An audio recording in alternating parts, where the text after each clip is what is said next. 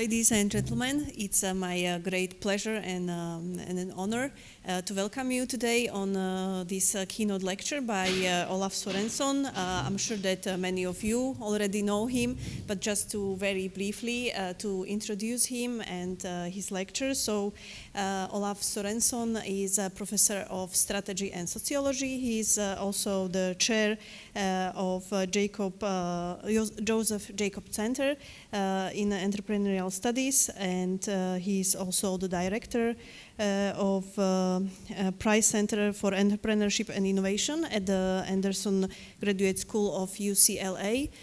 Probably, as many of you know, his distinguished works, his primary research stream of research pertains to economic geography, focusing on how entrepreneurship influences the growth and competitiveness of regions within countries, and on why some regions are more supportive to entrepreneurial activities than others. He also has called some attention to some of the unexpected consequences of the fact that social capital play an important role in entrepreneurial success. And largely in recognition of his research, he received in 2018 the Global Award for Entrepreneurship Research. As you probably read many of his works, he published more than 100 papers, including in the journals such as Science, American Journal of Sociology, and many others. And he will deliver us today a fantastic speech. So I will give him the floor, and I hope that you will enjoy his speech. After that, we will have a space for a discussion. So I'm sure you will have nice questions, remarks, and comments. So now, Olav, the floor is yours. Thank you. So hopefully, it sounds like I'm live. Well, this is coming up. I think I'll start. I'd like to thank the organizer of the conference for inviting me. My training is in sociology, and I've spent my entire career in business schools. And in both of those places, at least when I started doing work on economic geography, there were very few colleagues that were doing anything similar. I mean, even now, it can be a little lonely in both of those places in the US. It's nice to see that there's so many people here interested in similar questions. So this is my first time at ERSA, and it's been a real pleasure. So what I'd like to do today is talk a little bit about, I'd kind of like to do sort of three things. So first, I want to say a little bit about what do I think of as a spatial ecology? Why am I calling this a spatial ecology?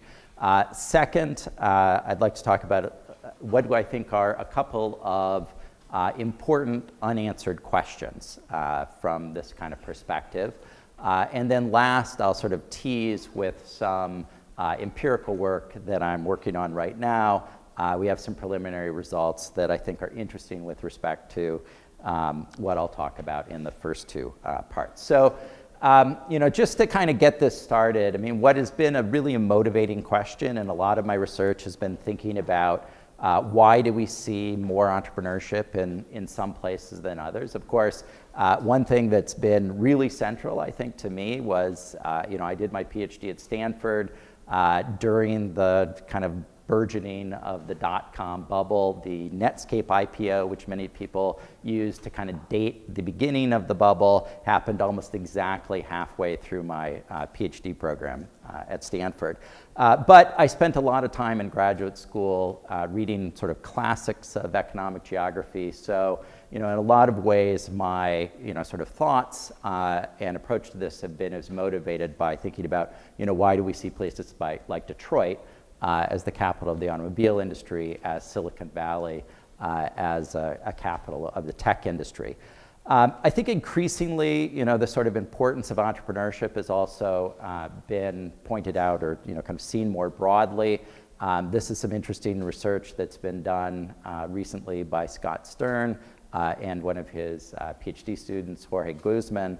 And what they did is they characterized essentially what's the quality of startups in different places, and then looked at the relationship between the average quality of startups in a place, in this case looking at metropolitan statistical areas and the growth of those places over the subsequent decade. And what you see is there's a relatively strong correlation between the two. And there's other research that's sort of in this vein. Haltewanger had a very influential paper in the Review of Economics and Statistics about a decade ago where he showed that most new job creation in the United States seems to be from startups. And there's been subsequent research that suggests that that's true in a lot of modern economies around the world, though not all. Now, I'm not going to be looking at this stage of it, so what's the relationship between economics and growth, but thinking more about what are the antecedents of the entrepreneurship rates themselves. And that's really where I think that having a sort of a spatial ecology or ecological view is sometimes helpful. So let me start off, so what is a spatial ecology? One piece of, kind of field of research that people in the room may or may not be familiar with is a stream that was very influential, particularly in the 80s and 90s in organizational sociology, which was known as organizational ecology. Now, one of the central insights of organizational ecology was that we shouldn't necessarily think about things like the types of employees that are available, the preferences of customers and so forth as exogenous features of the environment that organizations are just having to adapt to. Instead, these are actually endogenous themselves. So to some extent, we could think about the skills or the types of employees that are available are dependent on where they've had jobs and what type of training and experiences they develop in those positions. We can think about the preferences of consumers as being shaped in part by the products and services that they actually consume or are available to them. We can think about the preferences of investors for what companies they would invest in based on inferences that they're making about what types of companies are likely to be successful. So we think about all of these aspects of what we might call the environment for organizations or for entrepreneurs as being influenced by the existing populations of organizations. Now, in most of the first 20 years of organizational ecology, when people were using this perspective, they were typically thinking about it as a national level. So they would look at populations of all beer brewers in the United States or of all banks in the United States. And even from when I sort of first started thinking about first started thinking about these processes, I felt like that was probably the wrong level of, let's say, spatial aggregation. And so a lot of what's been motivating me is to think about taking this sort of perspective and thinking about what is the right spatial scale to apply that at.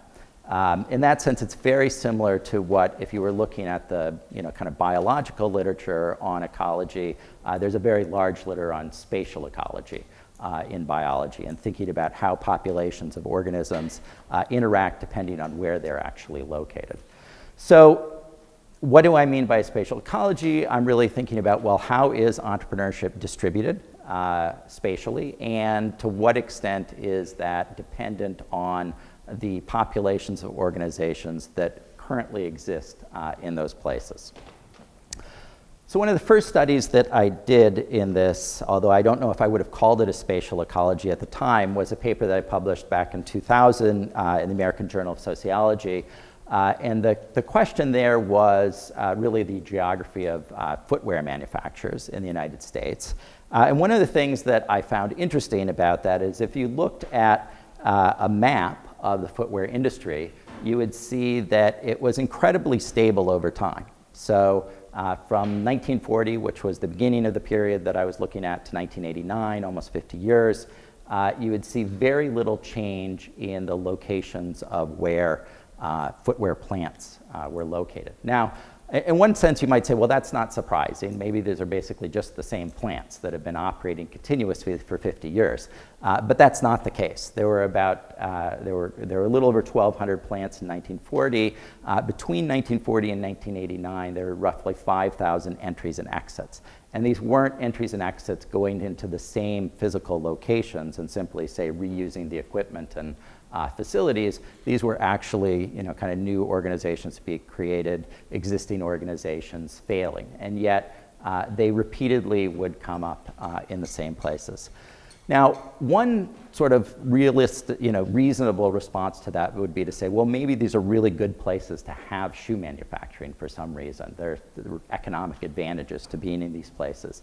That didn't seem to be true. So if we looked at, kind of where there were large concentrations of footwear manufacturers versus where there were, relatively isolated plants, one of the things that was consistent over this entire time period is that the failure rates of plants that were located in dense clusters or in, you can think about places that are highly competitive, were oftentimes, 3 to 4x what they were in more isolated locations. So it wasn't necessarily about, in some sense, the economic efficiency of those locations.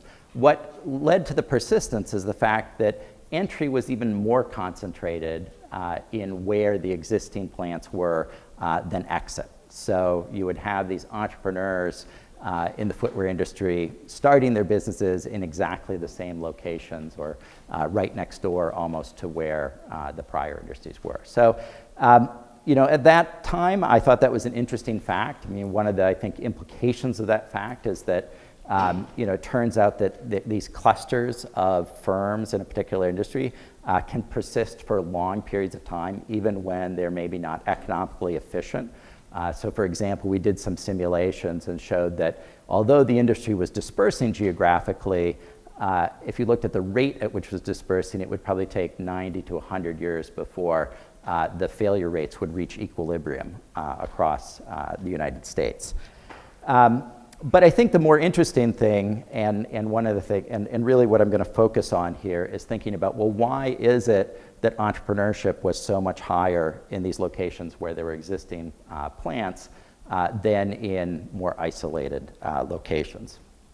Or you could think about this kind of more broadly as a question of, well, why is it that the existing population of organizations matters to entrepreneurship? I summarized some speculations about this in a sort of a perspectives piece that I published 5 years ago in the Journal of Economic Geography.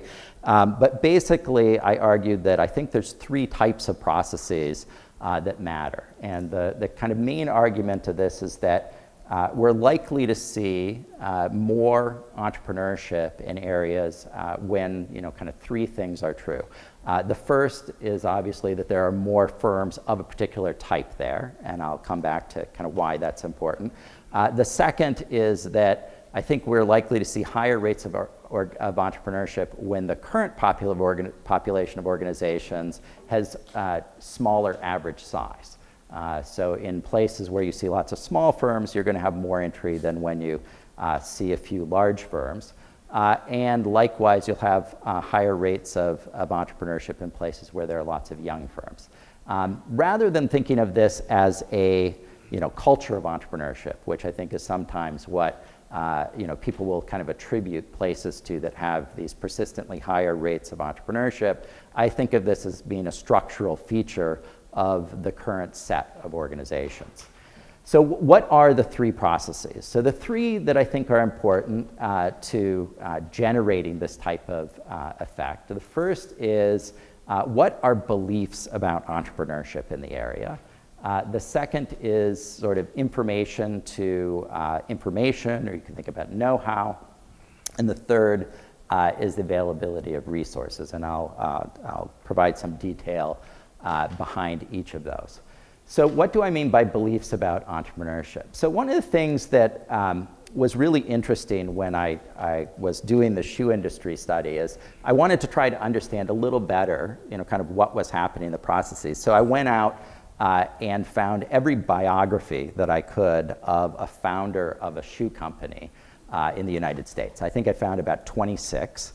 And then I was reading through them and trying to understand exactly what was it that led them to found their businesses where they were.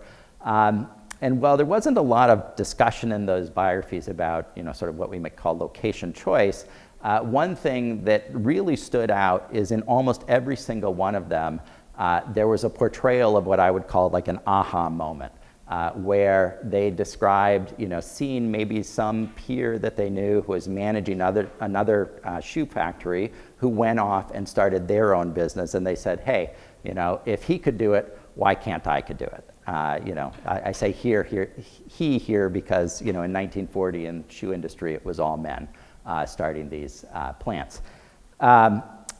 But there's sort of like this demonstration effect where people, until they see somebody that they see as salient, see as being relevant to their personal situation, don't oftentimes think of entrepreneurship, starting their own business, as their own option, as a option for them.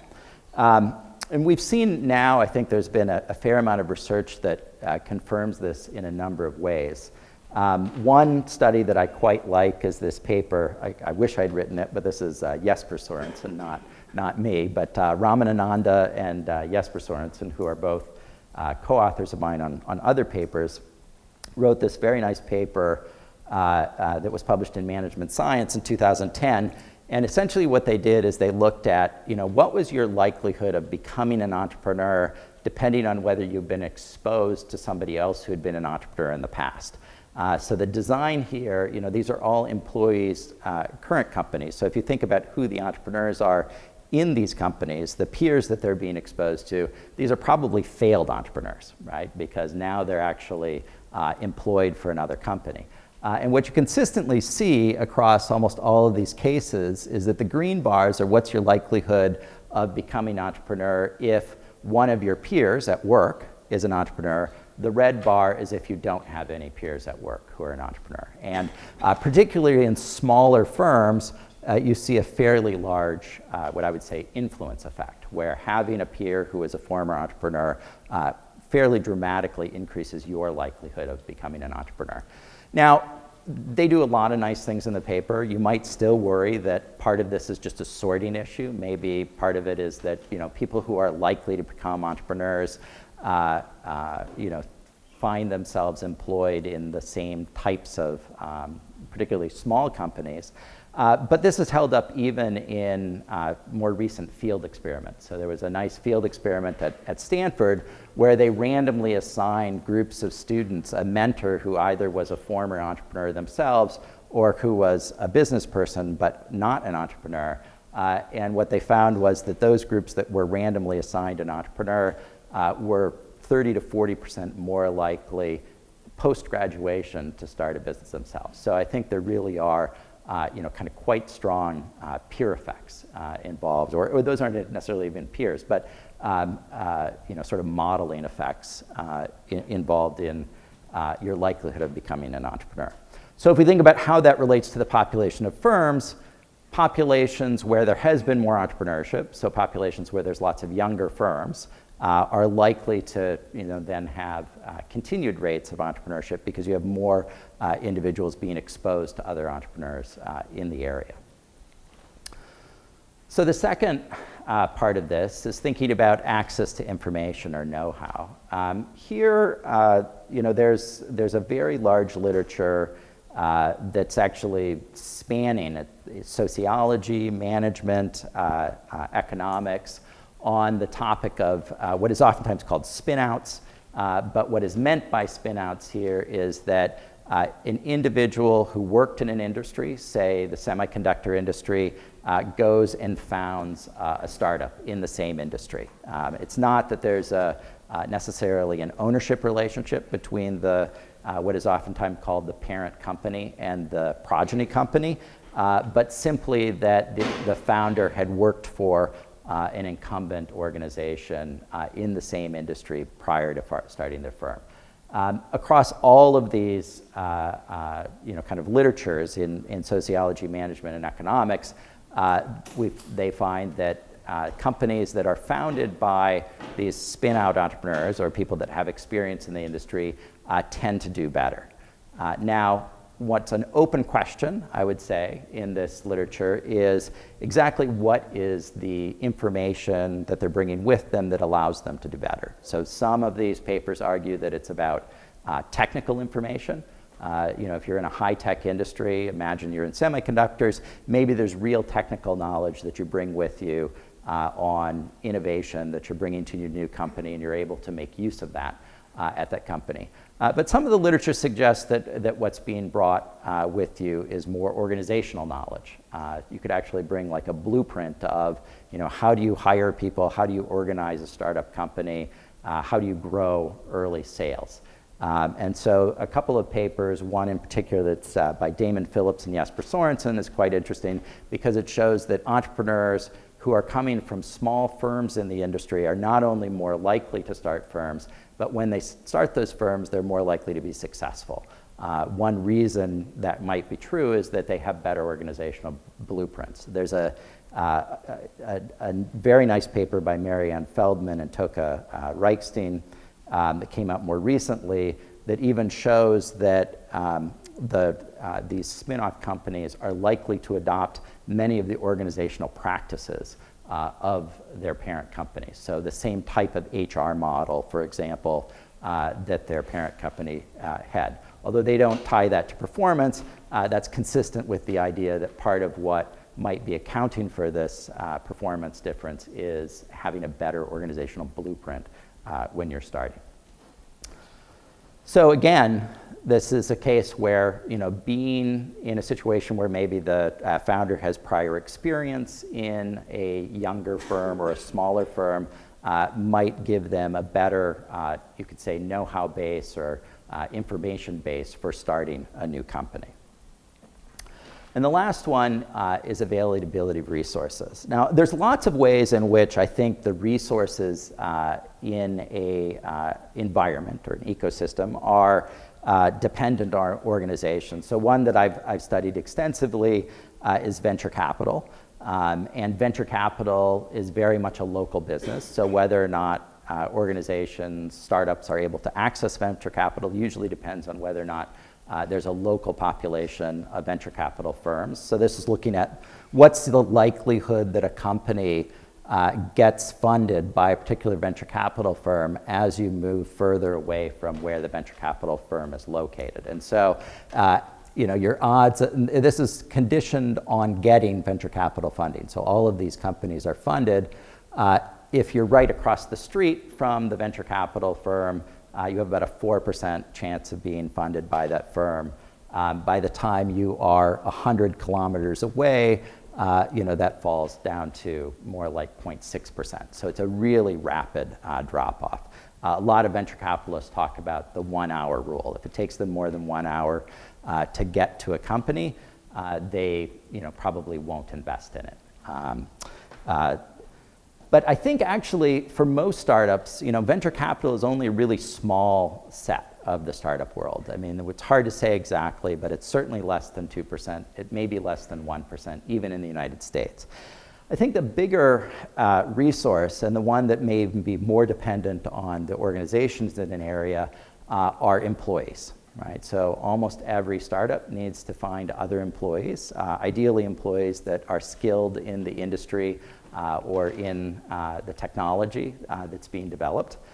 And the fact of the matter is that most of those employees seem to be recruited through social networks. Now, there's been a lot written about that anecdotally. I just started a recent project where we're trying to characterize this systematically. So we're using data from the Danish registry data to try to track down what might be the connections between a founder and the early employees of their company. And actually, I think the results are pretty interesting.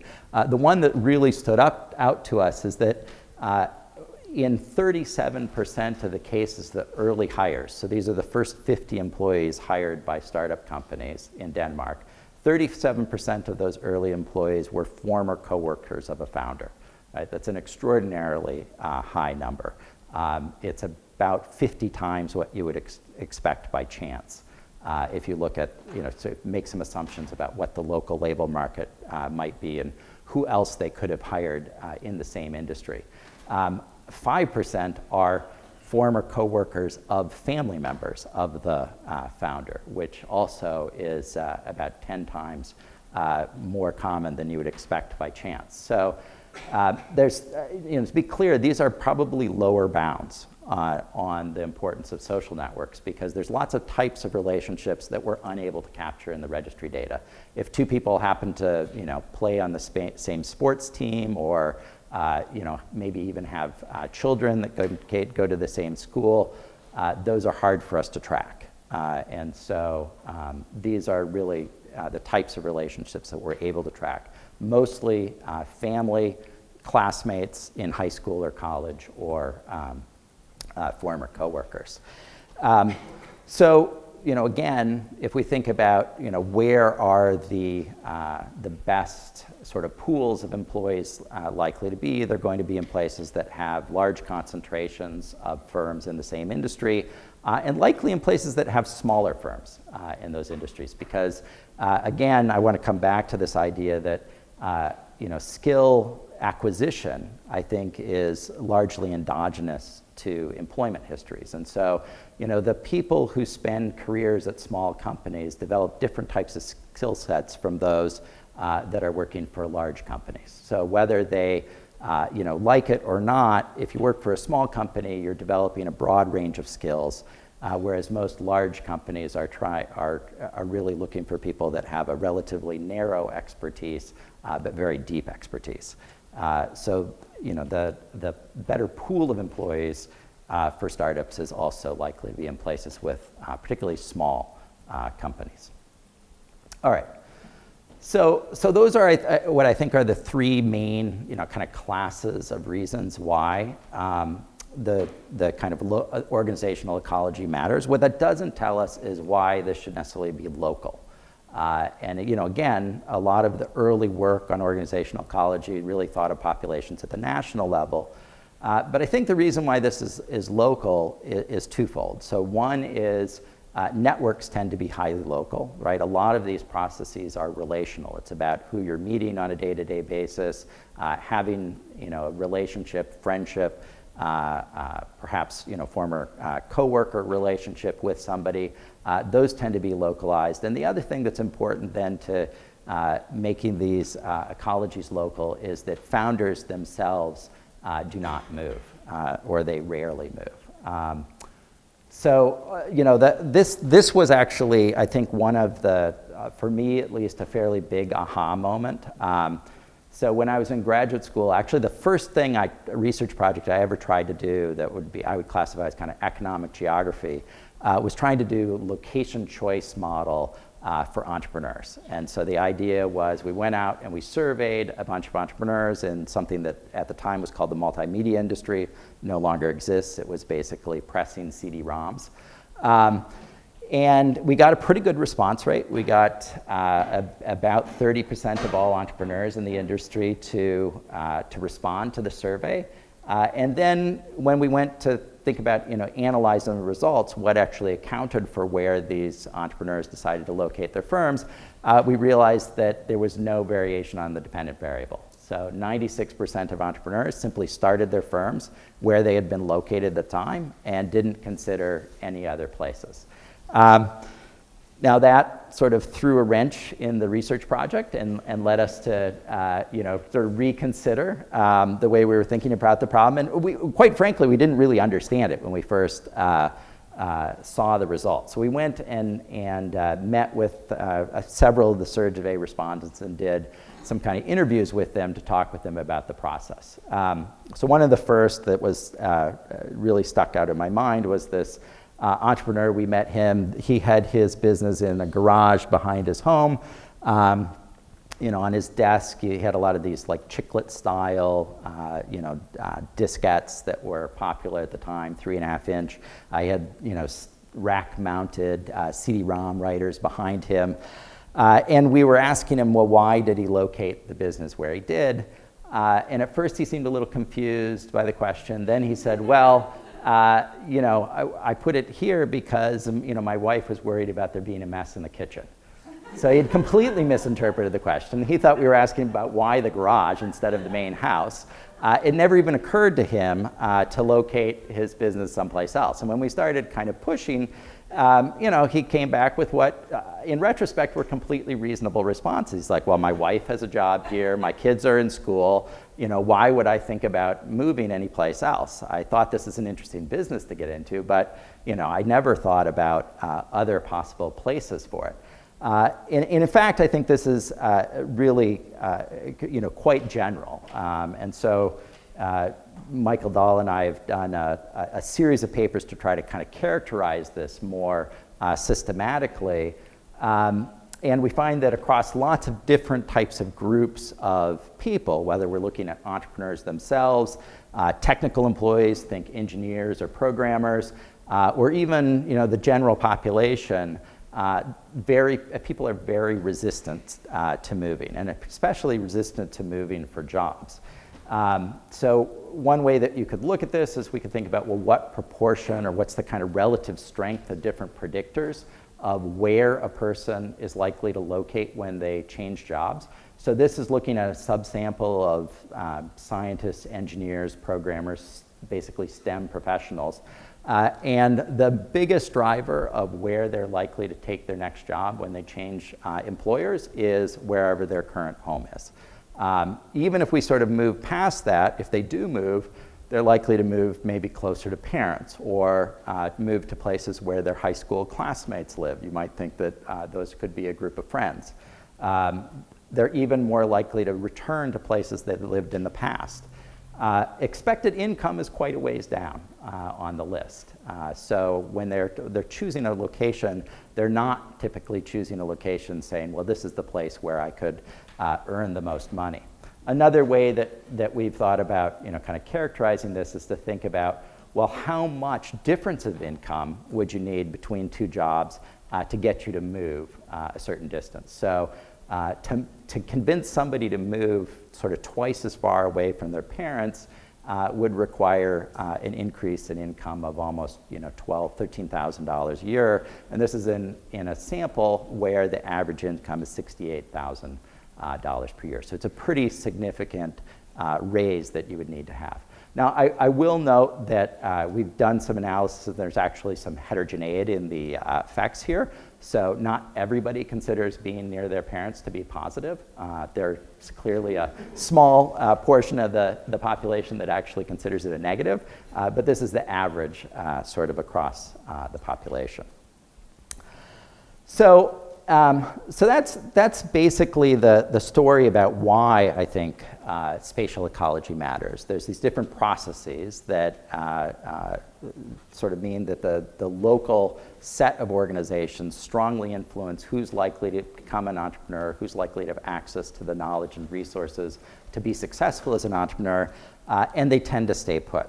So what are the open questions? So I said that I wanted to talk about two things, which I think are sort of open questions in this literature, and I'll kind of highlight each of them in turn. So the first one, which in some ways actually I think is the smaller question, but I think is an important one, and clearly a very important one when we're thinking about issues of public policy, is a lot of the stories that I've told you are really good for thinking about, well, why might you get persistence in a rate of entrepreneurship? So a place that's had a lot of entrepreneurship would continue to have more of it, but why do we see changes? A lot of what we're interested in is why do we see a cluster sort of spontaneously emerge, or why do we see decline in an area?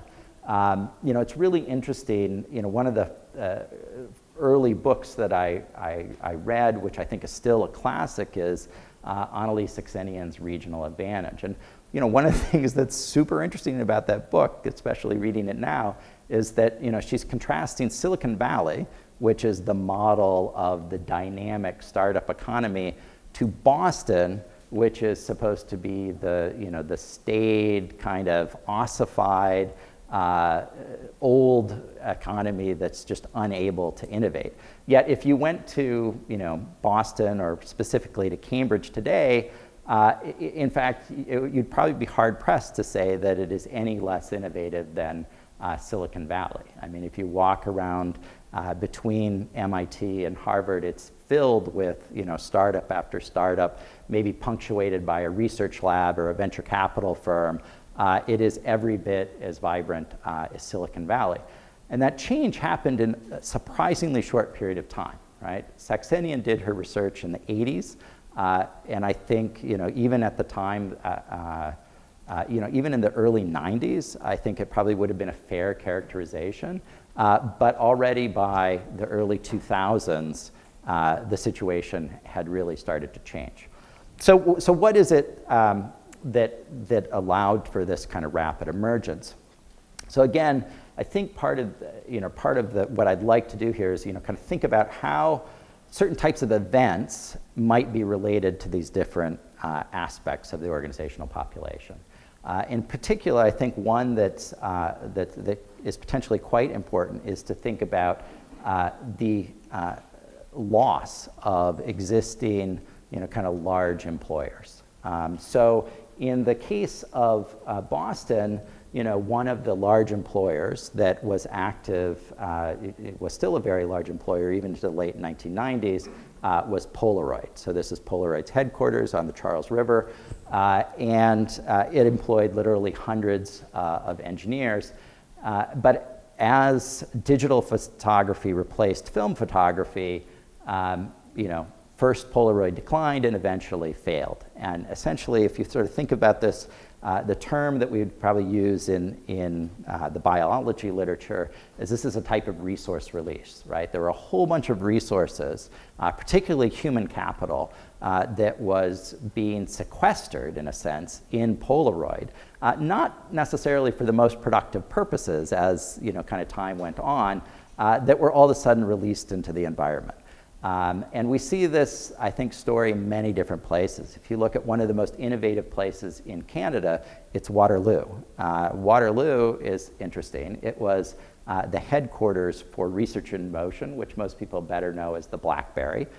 There was a period where BlackBerry, again, was employing literally thousands of engineers and programmers.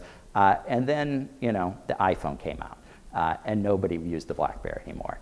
So in the space of sort of 3 years, Research in Motion almost disappeared. And what came in its place was literally hundreds of startups, started mostly by these former Research in Motion engineers and executives who wanted to stay in Waterloo, but now needed something new to do.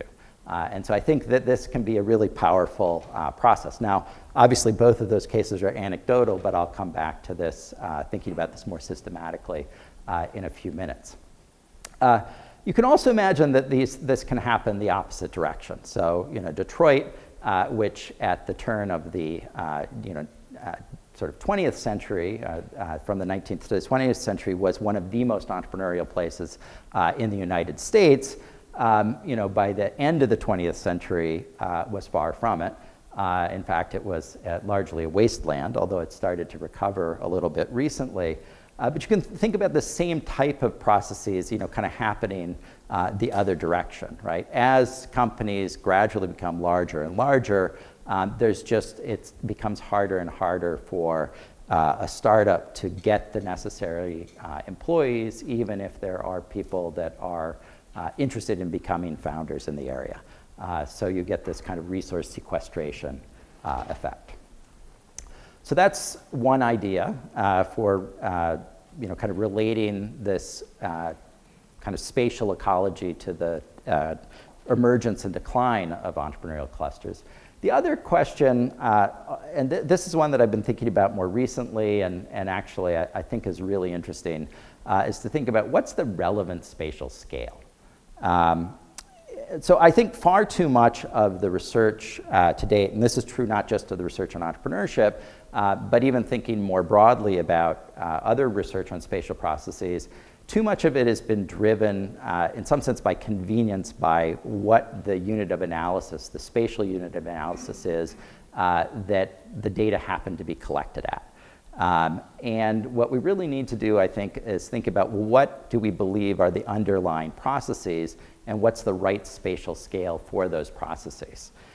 So, what do I mean by that? So let me give you some examples. And I'm trying to think about classifying processes based on, primarily 2 or 3 kind of features of those processes. So one is is the relationship, the exchange, the transaction, is it something that's planned or unplanned, right? And so planned things can happen at much greater spatial scale than unplanned things, because we're actually searching for them. So we could think about this in terms of shopping behavior.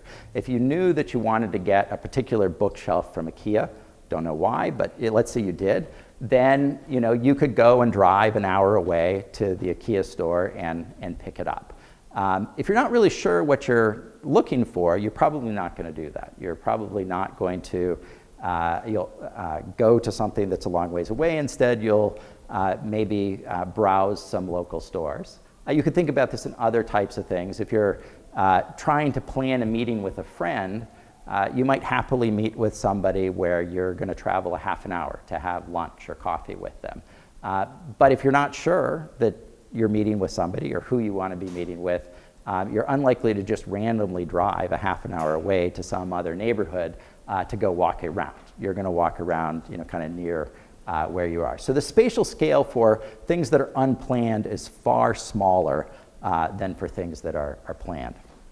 A second type of aspect we can think about is whether or not the interaction requires or involves direct contact or not. Obviously, things that require direct contact are going to occur on a much more local spatial scale than things that require only indirect contact. And then I think another thing that's sort of an interesting piece of this puzzle is to think about whether or not this requires a one-time contact or multiple. So again, if we think about something, maybe hearing about availability of a job or some piece of information about a sale or a new product or company, that might actually happen through a single interaction. You meet somebody, you strike up a conversation with them, and at some point during the conversation, the information gets exchanged. But let's say that it's a type of interaction or a relationship that actually requires trust. Right? Well, that's not going to happen in one conversation.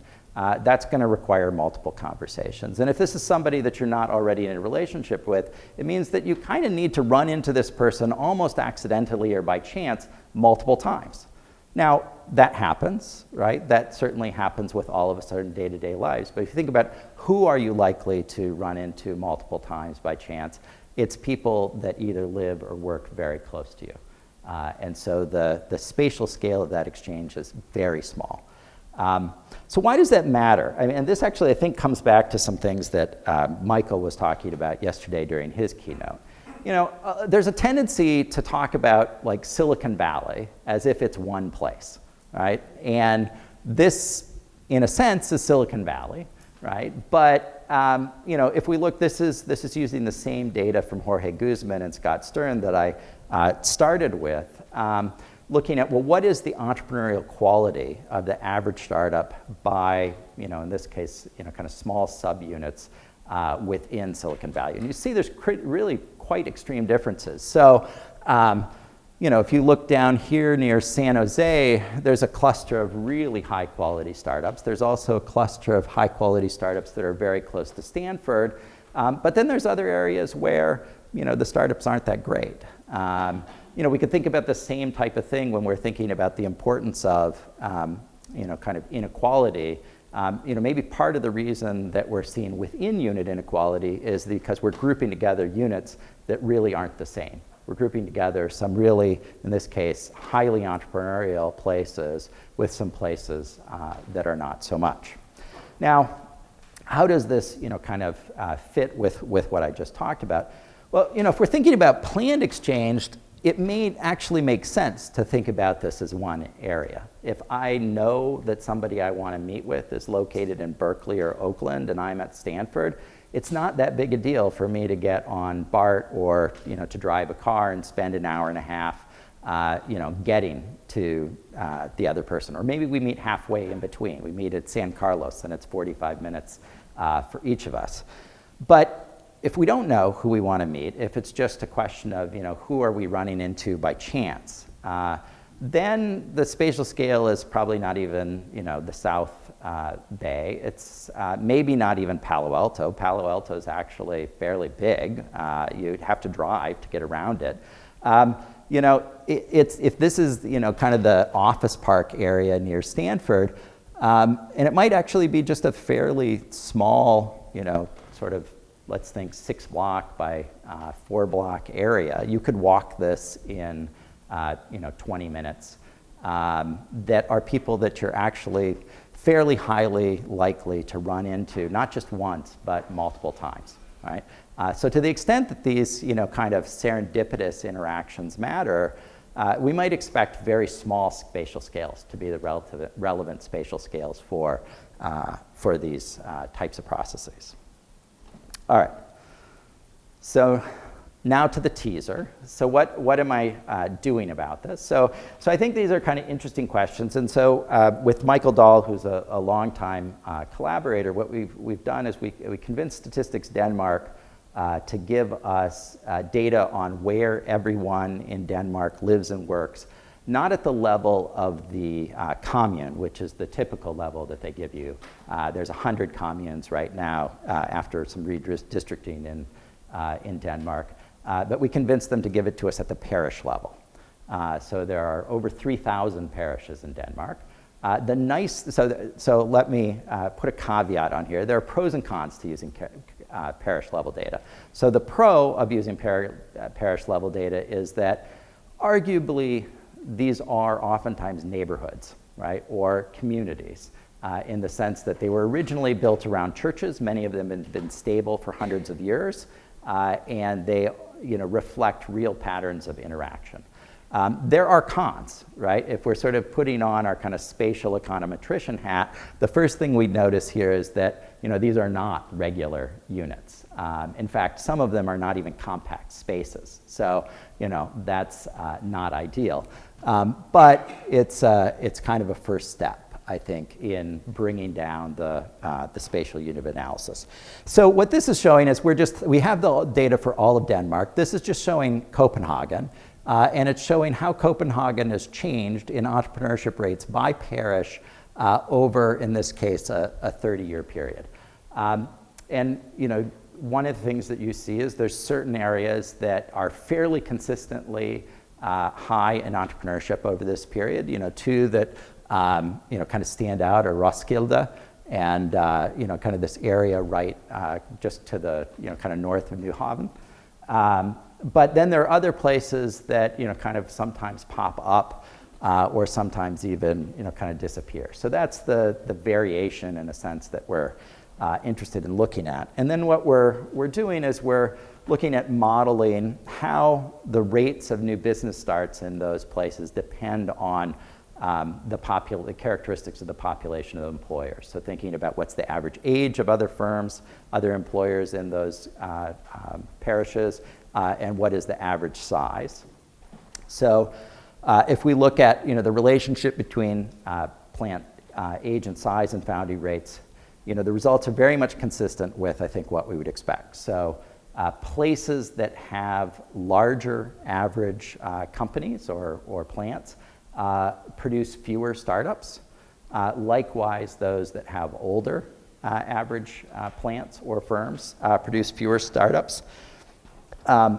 And we've done a little bit of playing around with what the kind of functional form of both of those relationships is. And one of the things that we noticed that's interesting is that particularly when we're looking at the age of, you know, we call these plants, but this is really work locations, it's really being, you know, kind of older than a certain age. You know, we've played around with some different specifications, but something around 8 or 9 years that seems to have a really large effect. Once you get past that point, you get very little entrepreneurship out of these firms or plants. Earlier than that, there's not a strong relationship between the plant age and entrepreneurship. As you see, in fact, the coefficient for plant age, once you account for the proportion of plants that are over 9 years old, actually becomes insignificant. And that's despite having a really massive amount of data. So we can identify even pretty small effect sizes.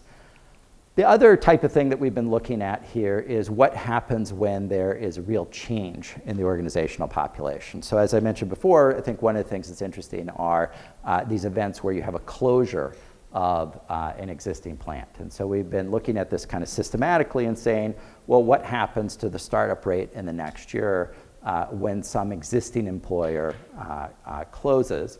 And there's a strong relationship between the number of plant closures and the number of startups. Now, we should probably specify plant closing terms of the number of employees, but we're getting about a 13% increase in the number of startups with each plant, or sorry, I should say that differently. Each plant closure is resulting in about kind of 0.13 new startups.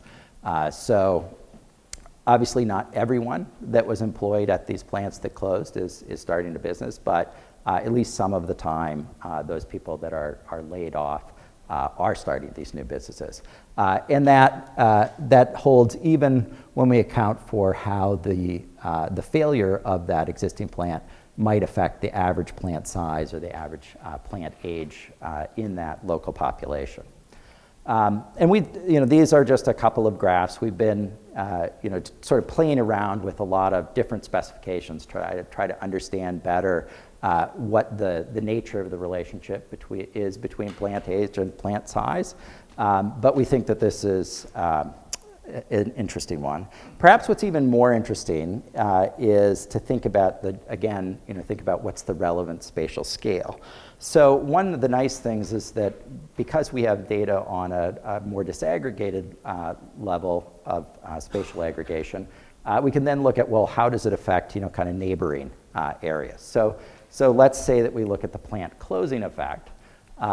The plant closing effect, we can look at, was that plant closing in the same parish? So how does that affect the number of startups that you see in the same parish? How does it affect the number of plant closings that you see in other parishes, but ones that are within a 25-mile radius of where that plant was located?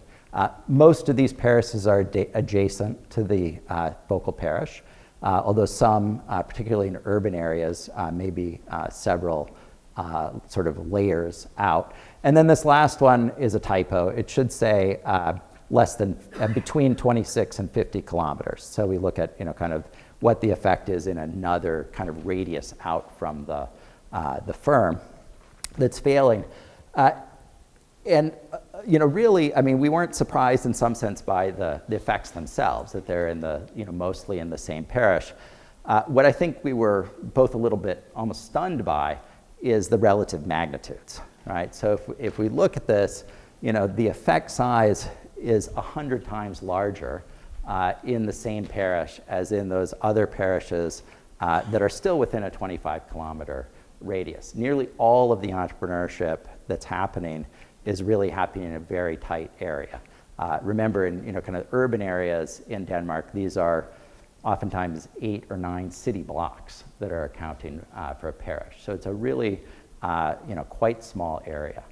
And we've been, starting to try to think about ways. In fact, we've just requested from Statistics Denmark if it's possible to get data at the 250 square meter level so that we could think about doing even tighter types of radiuses to figure out really exactly how fast and how far does some of this diffuse. But I think this is kind of consistent with a lot of the ideas of, what are the processes behind this? So we're thinking about a lot of what matters to these peer effects are, a lot of what matters in terms of the spatial ecology are the peer effects, the ability to hire coworkers and so forth. Those are things that tend to be, very sort of spatially close. So I think we would expect them to play out at a very fine-grained scale. So with that, I want to leave you with kind of two parting thoughts. The first one is that I think if we want to understand why there are differences across places in entrepreneurship, I think there's a lot to be gained by understanding what the local population of firms looks like and how that relates to, in some sense, the entrepreneurial capacity, whether that's on the part of the founders themselves or the employees that are available for those founders to hire. The second, and this I think is even broader than thinking about entrepreneurship, is I think it's really important in economic geography to think about, pushing our analyses down to finer resolution geographic scales. In the past, it probably made sense that things were being done at an MSA or commuting zone level. I mean, that was the level that data were available at. That was also, what computers could handle. But much finer grain data is becoming available. You could even go finer grain than this. Some of the research that's being done with cell phone mobility data is down to the meter or two level. And computers increasingly can handle these types of data. So I think there's a lot to be gained in sort of understanding exactly what some of the social processes are by thinking about these differences and answers across spatial scales, not as a statistical problem, right? There's this whole literature on the modifiable aerial unit problem, but rather as something that's a feature. It's actually reflecting the underlying processes in the data. Thank you.